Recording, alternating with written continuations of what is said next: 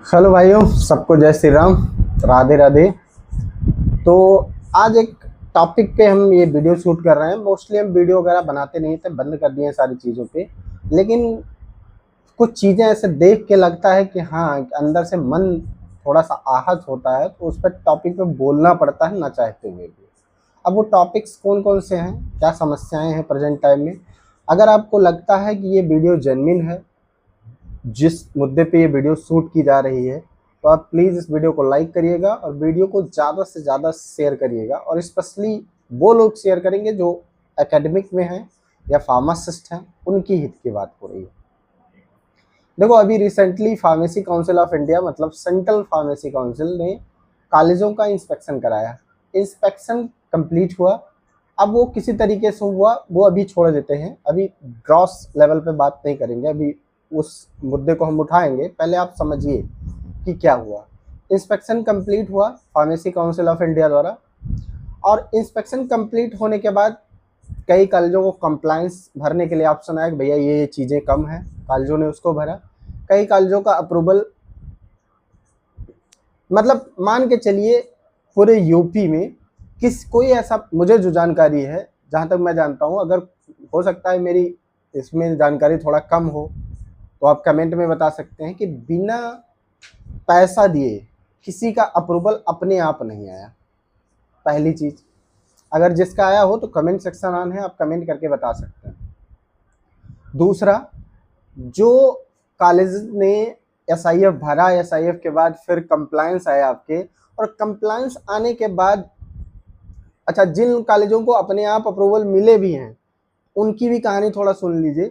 कई कॉलेजों की उत्तर प्रदेश के अंदर सीट रिड्यूस कर दी गई। कुछ कॉलेजों को 25 सीट दी गई, कुछ कॉलेजों को 10 सीट दी गई, कुछ कॉलेजों को 15 सीट दी गई, ऐसे करके सीट दे दी गई।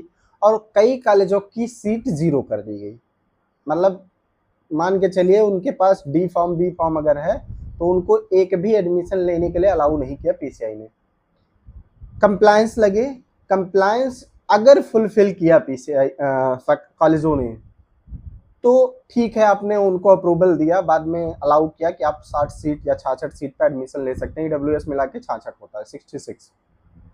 लेकिन ऐसा, मुझे मेरा क्वेश्चन यह है कि ऐसा कौन सा सिस्टम है कि जो कॉलेज 10 दिन पहले 10 सीट के लिए अप्रूव थे, 10 दिन बाद आप एक नया अप्रूवल देते हैं उन कॉलेजों को, और कंप्लायंस भी जहां तक मुझे कंफर्म है कि उन्होंने फुलफिल नहीं किया है। पैसे के दम पे आपने क्या किया, उनको फिर 60 सीट, बी फार्मा की 60, डिप्लोमा इन फार्मेसी की 60, बैचलर इन फार्मेसी की 60 सीट दोबारा प्रोवाइड करा दी गई। तो अच्छा, एक और इनका नया तामझाम आया हुआ है, उसको भी समझ लो क्या मामला है। इन्होंने कहा कि आधार बेस्ड अटेंडेंस होगी फैकल्टी की।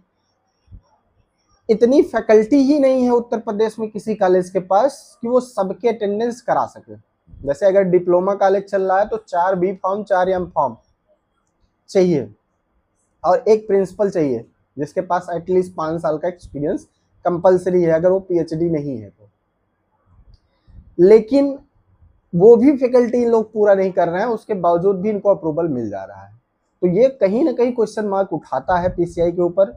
और अगर ऐसी व्यवस्थाएं पीसीआई में चलती रहेंगी तो ना फार्मासिस्ट का हित होगा, ना बच्चों का हित होगा, और ना ही कॉलेजों का हित होगा। इसमें कॉलेजों का तो हित हो ही रहा है, उनको तो छोड़ ही दो। वो किसी तरीके साम दाम दंड भेद, भाई वो आप पैसा ले रहे हो, आप अप्रूवल दे रहे हो। लेकिन वो बच्चों का दिक्कत हो रहा है ना, जो बच्चे वहाँ एडमिशन ले रहे हैं, वो बेचारे वहाँ जा रहे हैं, वहाँ पे इंफ्रास्ट्रक्चर्स के नाम पे कुछ नहीं है, फैकल्टी के नाम पे 1-2 फैकल्टी रखे हुए हैं, कुछ नहीं है। तो इस चीज़ को पीसीआई को जरा सोचना चाहिए कि बेहतर तरीके से, सुचारू तरीके से अगर आपने चीज़ों को बदलने की कोशिश की, आधार बेस अटेंडेंस लाया, तो आप उसको अडिग रहिए ना उस पर कि भैया जब तक आप इन सारी फैकल्टी को फुलफिल नहीं करेंगे और सबका आधार बेस डाटा हमारे पास नहीं आएगा, तब तक आप चाहे जितना नाक रगड़ लीजिए, चाहे जितना पैसा दे दीजिए, मैं आपको अप्रूवल नहीं दूंगा। सिंपल सी बात है। या आप जो भी क्वेरी लगा रहे हैं कि ये चीज़ें कम हैं, उसको जब तक कॉलेज फुलफिल नहीं करता तब तक आप अप्रूवल मत दीजिए। लेकिन बैकडोर से आप पैसा लेते हैं, सिंपल सी बात है, और बैकडोर से पैसा लेने के बाद फिर आप कॉलेजों को अप्रूवल दे देते हैं। फिर वही कॉलेज पूरे साल भर करप्शन करते हैं। करप्शन इन द सेंस कि वो बच्चों का शोषण कर रहे हैं, क्योंकि उनके पास इंफ्रास्ट्रक्चर नहीं है, बिल्डिंग नहीं है जितनी चाहिए एज पर, लैब नहीं है, ठीक है, लैब टेक्नीशियन नहीं है। तो ये सब चीजें अगर नहीं है तो बच्चा अगर वहां एडमिशन लेगा तो पहली बात तो कुछ उसको एक्सपोजर नहीं मिलेगा, सीख नहीं पाएगा। और जब भैया सीख नहीं पाएगा तो वो करेगा क्या? आगे जाके वही बच्चा बाद में चिल्लाएगा हमारे पास डिग्री तो है लेकिन जॉब नहीं मिल रही। तो कहीं ना कहीं ये गवर्नमेंट की भी फेलियर है, गवर्नमेंट को भी इस पे ध्यान देना चाहिए और फार्मेसी काउंसिल ऑफ इंडिया को तो स्पेशली इस पे ध्यान देना चाहिए।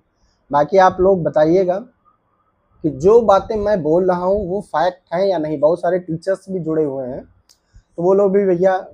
अच्छा, एक और भी हमारे इसमें थोड़ा सा प्रॉब्लम है, जो भी यूनियन के लोग हैं, कोई भी यूनियन हो या टीचर फर्टर्निटी के जो लोग हैं, जो फैकल्टीज से काम कर रहे हैं, वो चुपचाप अपना मुंह सिले हुए हैं कि हाँ मेरा काम चल रहा है, मुझे पैसा मिल रहा है, बात खत्म। देश रहे, देश के बच्चे रहे, फार्मेसी काउंसिल ऑफ इंडिया रहे, कॉलेज रहे, उससे उनको कोई फर्क नहीं पड़ता है कि बच्चों के फ्यूचर के। तुम टीचर किस बात के लिए हो? तुमको शर्म आनी चाहिए। अगर तुम टीचर हो, तुम बच्चों को सही बात से अवगत नहीं करा पा रहे हो, फार्मेसी काउंसिल ऑफ इंडिया में हो रहे करप्शन पे तुम अगर आवाज नहीं उठा पा रहे हो तो तुमको शर्म आनी चाहिए, डूब मरो तुम।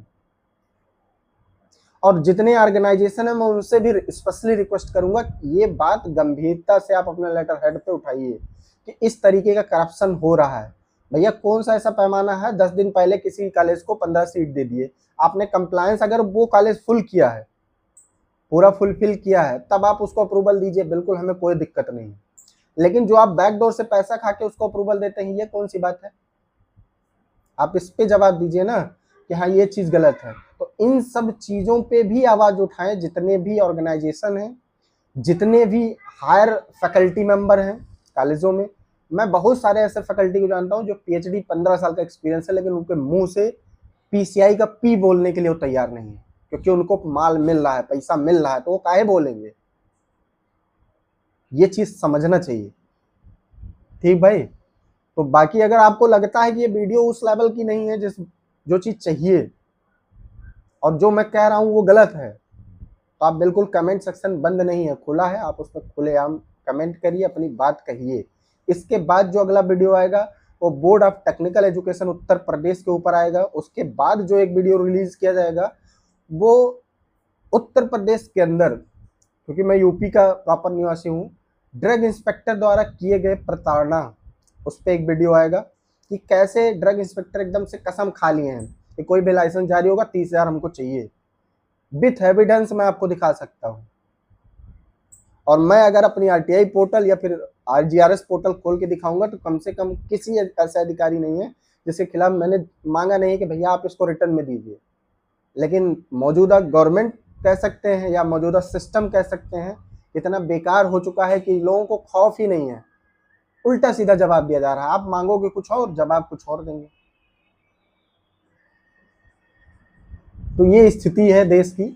बाकी आप लोग विचार करिए कि इसी देश स्थिति में देश आगे बढ़ना चाहिए या फिर आप जैसे हम जैसे सब जितने भी फार्मासिस्ट हैं, चाहे वो एकेडमिक में हो, चाहे वो ड्रग स्टोर पे वर्क कर रहे हो या अपना बिजनेस चला रहे हो, ओन कर रहे हो, किसी फार्मा कंपनी में हो या स्टूडेंट हैं हो, क्या उनके साथ ऐसा होना चाहिए?